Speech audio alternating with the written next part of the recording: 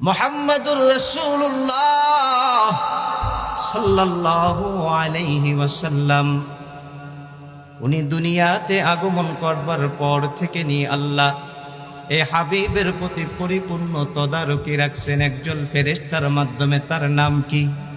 হযরত জিবরিল আমিন। জোরে বলেন। জিবরিল আমিনের মাধ্যমে আল্লাহ একটা সিস্টেম সাজায়া দিয়েছেন, আমার হাবিবুল্লাহকে আমি দুনিয়াতে পাঠাবো।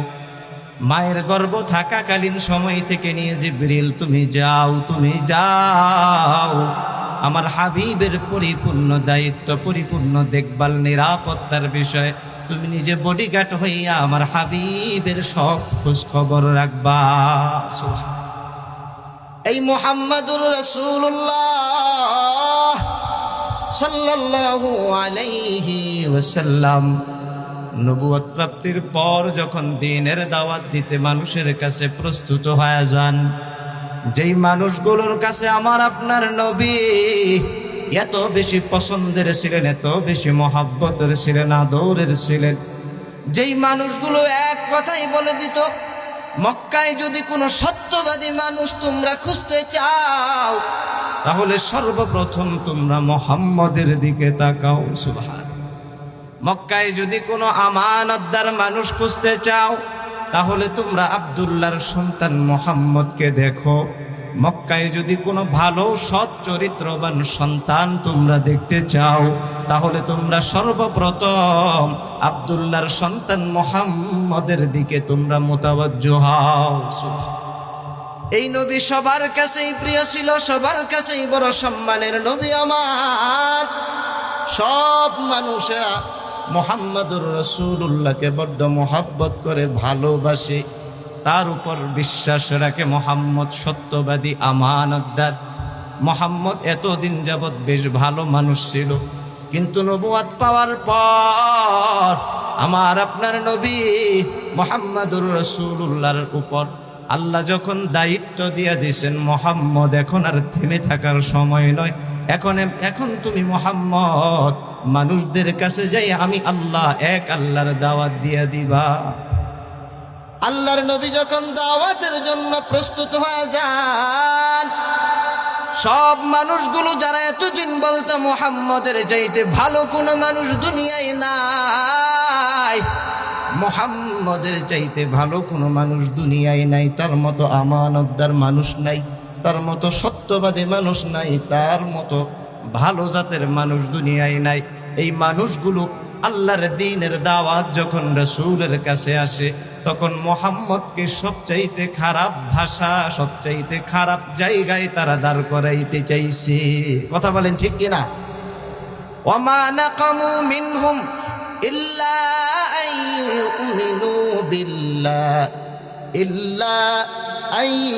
ইউমিনু বিল্লাহিল আজিজিল হামিদ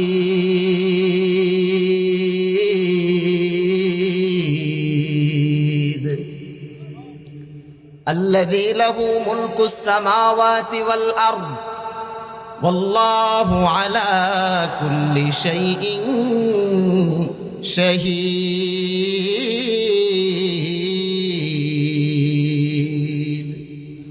মুহাম্মদ এতদিন সবার কাছে খুব ভালো ছিল, সবাই পছন্দ করত, ভালোবাসত, মহাব্বত করত, কিন্তু এক আল্লাহর দাওয়াত যখন দিতেছেন মুহাম্মাদুর রাসূলুল্লাহ ওহীর মাধ্যমে এই কাজের দায়িত্ব পাওয়ার পর সাথে সাথেই মুহাম্মদের সাথে বিরোধিতা শুরু হয়ে যায়।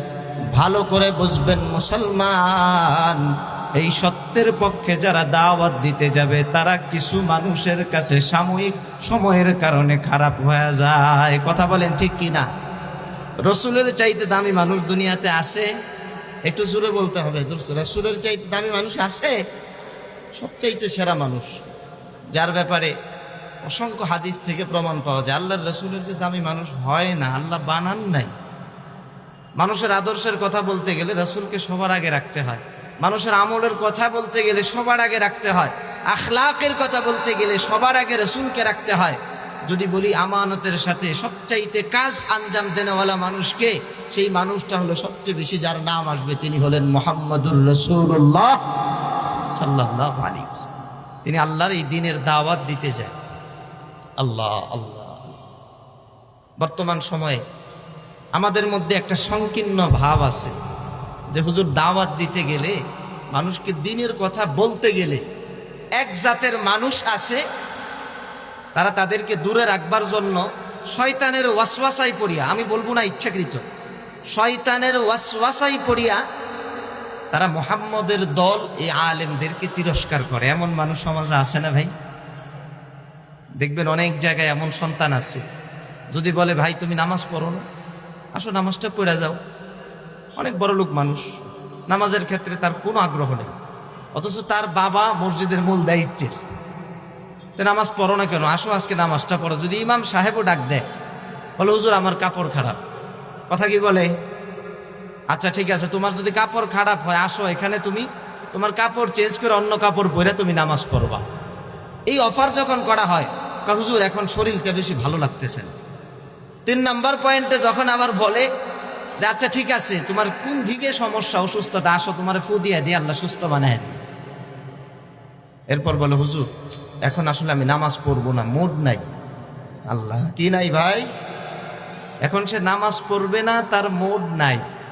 কিছুক্ষণ পর নামাজ না পড়া সে দূরে সরে যায়, দূরে সরে বলে যে আরে এই হুজুরদের পিছনে নামাজ পড়বো, তাদের তো আমি বিশ্বাসই করি না, তাদের পিছনে নামাজ পড়বো কিভাবে? কথা বলেন ঠিক কি না?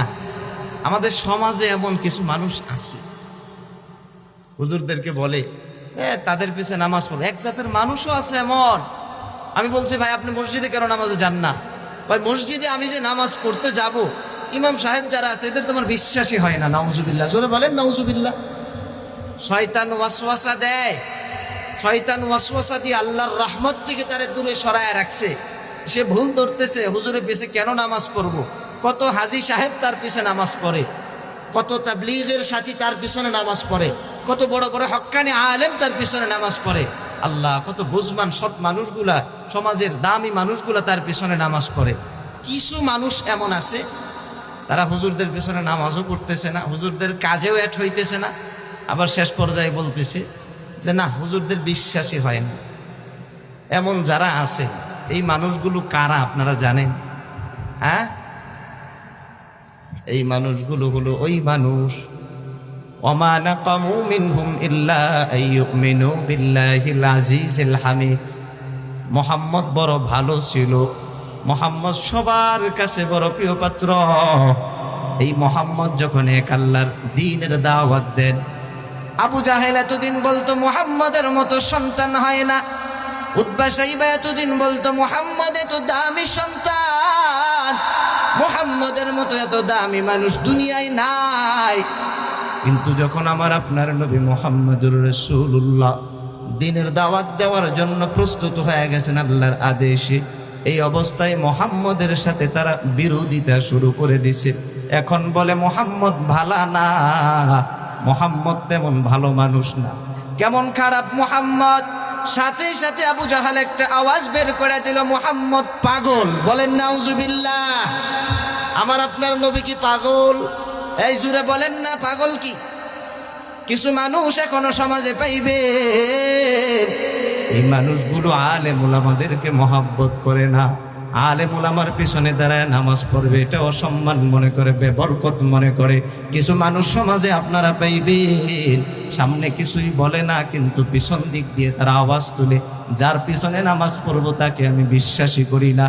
আপনি একটু মিলায় দেখেন, আল্লাহর নবীর সাথে যেমন বিরোধিতা করছে আবু জাহেল, আল্লাহর নবীর সাথে যেমন বিরোধিতা করছে উতবা সাইবা, এই মানুষগুলো যদি আপনি একটু হিসাব মিলান, সমর্থনের মানুষ হিসাবে এই মানুষগুলোর জাত হয়ে যায় আবু জাহেল আর উতবা সাইবার মতো জাত। কথা বলেন ঠিক কিনা?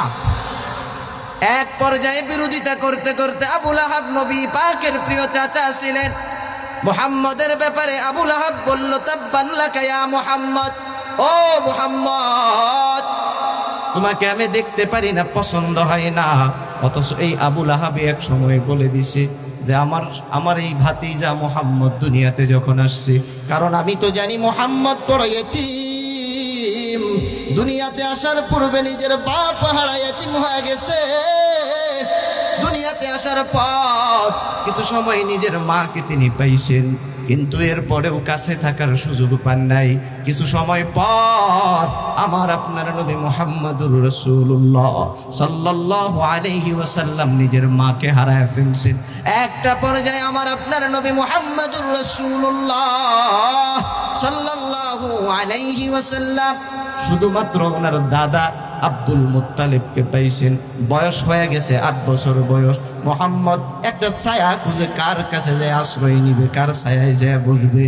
আল্লাহর নবী মুহাম্মদুর রাসূলুল্লাহ তখন তাকায় দেখলেন একটা ছায়াই সামনে আসে। সেই ছায়াটা হলো আব্দুল মুত্তালিব। সুবহানাল্লাহ, একটু আওয়াজ করে বলেন সুবহানাল্লাহ।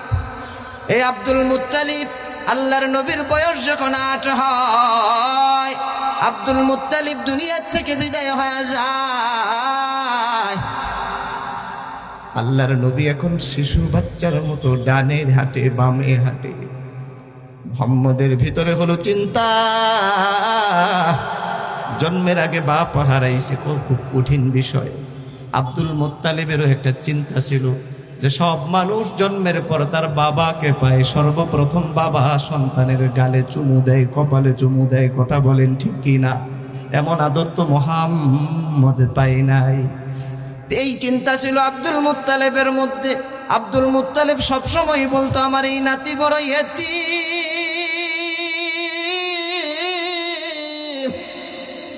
ওর কেউ নাই। কিন্তু এই মায়ার দাদাও যখন দুনিয়া থেকে বিদায় হয়ে গেল, আব্দুল মুত্তালিব দুনিয়া থেকে বিদায় হওয়ার পর আমার আপনার নবী মুহাম্মদুর রাসূলুল্লাহ দাঁড়ায় আছেন এতিম সন্তানের মতো। এতদিন তো মারে পাইছে, এতদিন তো নিজের দাদাকে পাইছে, এখন দাদাকে হারায়া মুহাম্মদুর রাসূলুল্লাহ ডান দিকে হাঁটে, বামে হাঁটে, সামনে হাঁটে। খুঁজে আমাকে এখন কে খবর রাখবে, কে আমাকে ছায়া দিবে? এখন তো আমার মা নাই, এখন তো আমার বাবা নাই।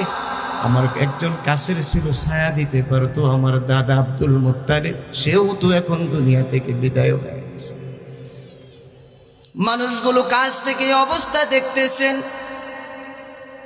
আমার আপনার নবী তাকায় আছেন, এক এক দিনের দিকে নজর পড়ে আর বারবার চিন্তা করে কার কাছে আমি গিয়ে ছায়া পাবো। আব্দুল মুত্তালিব বড় একটা ছায়া ছিল আমার আপনার নবী মুহাম্মদের জন্য, কিন্তু উনিও যখন বিদায় হয়ে গেছেন, আমার আপনার নবী মুহাম্মদুর রাসূলুল্লাহ সাল্লাল্লাহু আলাইহি ওয়াসাল্লাম এক একজনের হাত ধইরা বলে, ও বাজান জানেননি কি আমারে এখন দেখবে, এ আমারে এখন দেখবে। আমার দাদা আমারে বড্ড আদর করতো, আমার দাদা আমারে বড় মোহাব্বত করতো, কে আমাকে আমার এখন খোঁজ খবর রাখবেন?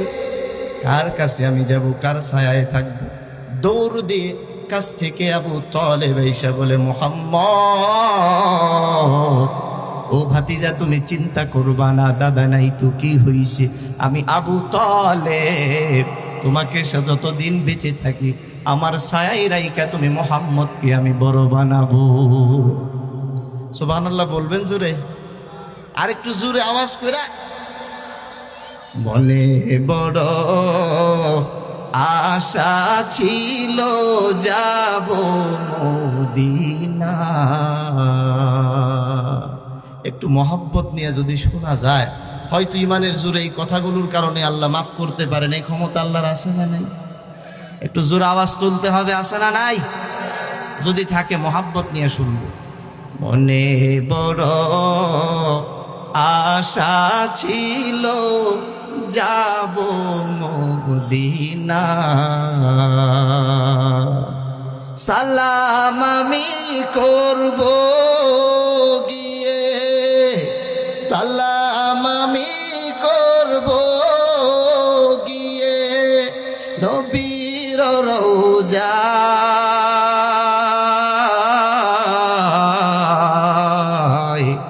মনে বড় আশা ছিল যাব মদিনা। ওই মদিনার যাওয়ার ইচ্ছা আছে কার কার? আল্লাহ তুমি কবুল করো, বলি আমিন। হাত নামাই। আল্লাহর নবীর একজন সাহাবী ছিলেন হযরত উমর রাদিয়াল্লাহু তাআলা আনহু। জোরে নাম বলতে হবে, কি নাম বললাম? আওয়াজ খুলা। হযরতে ওমর রাদিয়াল্লাহু তাআলা আনহু। আমার আলোচনা শুনতে বিরক্ত হইতেছেন? আল্লাহ তুমি কবুল করো, বলি আমিন। হযরত উমরের একটা তামান্না ছিল। সাহাবীরা বলতো, কি তামান্না তোমার বলো? আল্লাহুম্মা রযুকনি শাহাদাতান ফি সাবিলিল্লাহ ওয়াল মাউতা ফি বালাদি রাসূল। আমি উমরের তেমন কোনো আমল নাই, আমি উমরের একটা চাওয়া হলো আল্লাহর কাছে, আল্লাহর রাস্তায় যেন আমি শহীদ হইতে পারি, বলি সুবহানাল্লাহ। আর দ্বিতীয় বড় একটা চাওয়া হলো আমি উমরকে যেন আল্লাহ মৃত্যুটা মদিনার শহরে দেয়া দেয়। সুবহানাল্লাহ বলবেন না? জোরে বলেন সুবহানাল্লাহ। আল্লাহ মদিনায় মৃত্যুবরণ করলে লাভ কি? আল্লাহর রাসূল বলেন, যে মানুষগুলো মদিনায় মৃত্যুবরণ করে আমার শহরে সে মারা যাওয়ার কারণে ইমানের সাথে, ওই মানুষগুলোর শাফাআত আমি রাসূলের উপর ওয়াজিব হয়ে যায়। আওয়াজে মনে হয় না? আরো জোরে। এজন্য মদিনায় যাওয়ার ইচ্ছা আছে সবার। নবীর প্রতি যার দরদ আছে সে অবশ্যই একবার না একবার রাসূলের রওজা দেখে আসতে চাইবে। কথা বলেন ঠিক কি না? এজন্য খেয়াল করবেন, হুজুররা আল্লাহর রাসূলকে নিয়ে কথা বললে কষ্ট পায়। আরে জাতে মিল তো, জাতে মিল ওয়ারিস তো কষ্ট লাগে। আল্লাহর রাসূলকে যারা গালি দিতেছে, আল্লাহর রাসূলকে যারা কষ্ট দিতে চায়, আল্লাহর রাসূলের ক্ষেত্রে যারা অসম্মানজনক কথা ব্যবহার করে, আল্লাহর রাসূলকে যারা নিচু করার চেষ্টা করে, কসম আল্লাহর, আল্লাহ কোরআনের মাধ্যমে দলিল দিয়া সত্যায়ন দিয়া দিছে, তাদের অস্তিত্ব আল্লাহ দুনিয়াতে রাখেন না। কথা বলেন ঠিক কি না? আল্লাহ একটা আয়াত, একটা সূরাই কিন্তু নাজিল করে দিয়েছে। এই দুশ্মনী করতে করতে করতে করতে সাহাবীদের মধ্যে একটা কি বলে, মুশরিকদের মধ্যে একটা চিন্তা তৈরি হয়ে গেছিল। এজন্য সমাজে এখনো কিছু মানুষ আছে ভাই, তারা আলেমদের নিয়ে বদনাম করে। বিশ্বাস করেন তারাও ইমানদার, তাদের শয়তান ওয়াসওয়াসা দেয়, তারা ভালো। শয়তান তো দায়িত্ব নিয়ে নিছে, আল্লাহ আমি ভালোর সাথে ভালোরে থাকতে দিব না, মাঝে আমি পার্টিশন লাগাই দিব। কথা বলেন ঠিক কি না? এজন্য দেখবেন যে একটা হুজুর কোনো দোষ করে নাই, কোনো না কোনো একটা দোষ তার জন্য বের করাইলেন। আজকে থেকে একটা ওয়াদা করতে হবে, আল্লাহর নবীর ওই সাহাবীর ওই চিন্তাটা সামনে রাইখা। আল্লাহর নবীর সাহাবী হযরত আবু বকরের একটা মানসা ছিল, রাসূলের দিকে তাকায় থাকলে তার মজা লাগতো। নবী নাই, কিন্তু নবীর উত্তরসূরি আলেমরা আছেন, তাদের দিকে যদি নবীর দিকে তাকানোর মেজাজ নিয়ে আপনি তাকাইতে পারেন, নবীকে দেখার সওয়াব আল্লাহ আমলনামায় দিবেন। সুবহানাল্লাহ। এজন্য আজকে থেকে একটা প্রতিজ্ঞা করতে হবে যে কোনো আলেম নিয়ে মন্তব্য করব না। কারা কারা পারবো? হিম্মত আছে? ইনশাআল্লাহ। আল্লাহ তুমি কবুল করা, বলি আমিন। হাত নামাই। ভাই বিশ্বাস করেন, আপনি জবানের এইটুকু হেফাজত করেন। আপনার মন চাবে, নফস তো, শয়তান আইসা একটু পরে পরে ধোকা দেয়, বল এটা। আর মানুষের দোষ বলতে মজা বেশি লাগে, মানুষের দোষ বলতে মজা বেশি লাগে। আল্লাহর ওয়াস্তে আপনারা এই চেষ্টাটা করবেন। অনেক কিছু দোষ মনে হয়, প্রয়োজনে আপনার যদি দোষ মনে হয়, কাছে যে আপনি জিজ্ঞাসা করে তাকে শুধরায়া দেন। আপনি পিছনে যে তার সম্মান নষ্ট করেন না, কারণ তার কানে আওয়াজ যাওয়ার পরে হাক লাগলে, আল্লাহর রাসূলের হাকের কারণে যেমন আবু লাহাবকে আল্লাহ 5 থেকে 7 দিন মরা লাশ আল্লাহ পচায় মারছে। আল্লাহর রাসূলের উত্তরসূরি আলেমদের হাক যদি লাগা যায়, বাঁচার উপায় আছে? এই জোরে বলেন, বাঁচার উপায়? কান্না করেন না, জুলুমের কারণে যত আঘাতই করা হোক, রাসূল আপনাকে কত অসম্মান করা হয়েছে। 1 নাম্বার অসম্মান হলো আমার আপনার নবীকে তারা পাগল বলে দিছিল। কথা বলেন ঠিক কিনা? নবী পাগল না তারা পাগল? এই জোরে বলেন, নবী পাগল না তারা পাগল? একটু জোরে বলেন, নবী পাগল না তারা পাগল? তারা সবচাইতে বড় পাগল। তাদের ব্যাপারে আল্লাহ বলছেন, ইন্নামাল মুশরিকুনা নাজাস। যারা মুশরিক তারা হলো নাপাক। এই মানুষগুলো আল্লাহর নবীর চির দুশমন। এই মানুষগুলো এখনো দুনিয়াতে আছে না নাই? একটু জোরে বলেন, আছে না নাই? আমাদের পাশের দেশ ভারত, পুরো দেশ আপনি হিসাব করবেন মুশরিকে ভরা। এরাই হলো রসুলের আসল দুশমন। আর এই জন্যই দেখবেন এখনো কত মানুষের উপর আঘাত করা হয়, কষ্ট দেওয়া হয়। এমনকি উসমান হাদির মতো দামি মানুষ, যেই মানুষটা ইনসাফের পক্ষে কথা বলছে, এই মানুষটা নবী পাকের একজন অনুসারী হওয়ার কারণে, ইনসাফের পক্ষে কাজ করবার কারণে নবীর সাথে যেমন বিরোধিতা মুশরিকরা করছে, কষ্ট দিছে, আঘাত দিছে, গালি দিছে, পাগল বলছে, এই মুশরিকরা এখনো পর্যন্ত মুসলমানের উপর এমন জুলুম কইরা হাদির মতো মানুষকে শহীদ বানাইতেছে। কথা বলেন ঠিক কিনা? যেই মুশরিকরা আমাদের চির দুশমন, এর কারণ হলো এই মুশরিকরা আমার নবীর দুশমন। আপনি যদি প্রশ্ন রাখেন হুজুর কেমন দুশমন, নবী আমার কান্না করে দিছেন, সাথে সাথে আলী যখন জানতে চাইছেন কান্না কেন করেন রাসূল, আল্লাহর নবী বলতেছেন আলী তুমি তো খেয়াল করো নাই, আমার উপর অনেকে আঘাত করে, মারে, গালমন্দ করে, পাগল বানায়, আমি তাদের দিকে তাকাই না, কারণ আমি আল্লাহর জন্য সব সয়ানি, আল্লাহর প্রতি মহব্বত বেশি। কিন্তু আজকে যখন আমি তাকাইয়া দেখলাম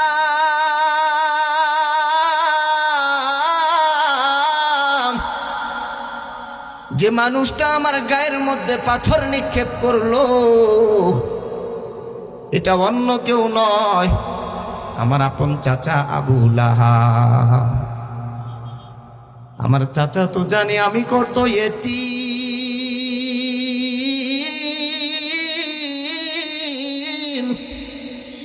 আমি বাবা হারাইছি, মা হারাইছি, দাদা হারাইছি। আমার চাচা আবু লাহাব সে ভালো করেই জানে আমি নবী কত ইয়েতিম, কত অসহায়। বাহিরের মানুষ যদি আমারে পাথর নিক্ষেপ করতো কষ্ট লাগতো না, কিন্তু রক্তের বন্ধনের মানুষ আবু লাহাব যখন আমাকে পাথরগুলো নিক্ষেপ করে, আমি চোখের পানিটা আর ধরে রাখতে পারলাম না। এই নবীকে কষ্ট দিয়েছে মুশরিকরা, আল্লাহ এই জন্য একটা সূরাই নাজিল করে দিয়েছেন। ধ্বংস চেয়েছিল আবু লাহাব নবীর, এজন্য আল্লাহ একটা সূরাই নাজিল করে দিয়েছেন, তাব্বাত ইয়াদা আবি লাহাবিন ওয়া তাব মা আগনা আনহু মালুহু ওয়া মা কাসাব। বলেন আল্লাহু আকবার। আল্লাহ একটা সূরা নাজিল করছে, নবীর সাথে বিরোধিতা করত যারা, এর মধ্যে অন্যতম একজন ছিল আবু লাহাব। আবু লাহাবের মৃত্যুর অবস্থা আমাদের সবার জানা আছে। কসম আল্লাহর, যারা মুমিনদের সাথে বেয়াদবি করবে কথা দিয়ে, যারা মুমিনদেরকে হেনস্থা করার চেষ্টা করবে নানান আচরণ দিয়ে, কৌশল দিয়ে, আল্লাহর রাসূলকে কষ্ট দেওয়ার যেই পরিণতি হয়েছে, পচে গলে মরতে হয়। এখনো যারা ইনসাফের পক্ষে যারা কথা বলে, এদের বিরুদ্ধে দাঁড়ায় যাবে, এদের বিরুদ্ধে কাজ করবে, ক্ষতি করবে, কষ্ট দিবে, তাদের সাথে ওই একই আচরণ হবে। কথা বলেন ঠিক কিনা? ওই আল্লাহ আছে না? ওই আল্লাহ ধরার ক্ষমতা রাখে? আছে তো? বিশ্বাস আছে আপনাদের? আল্লাহ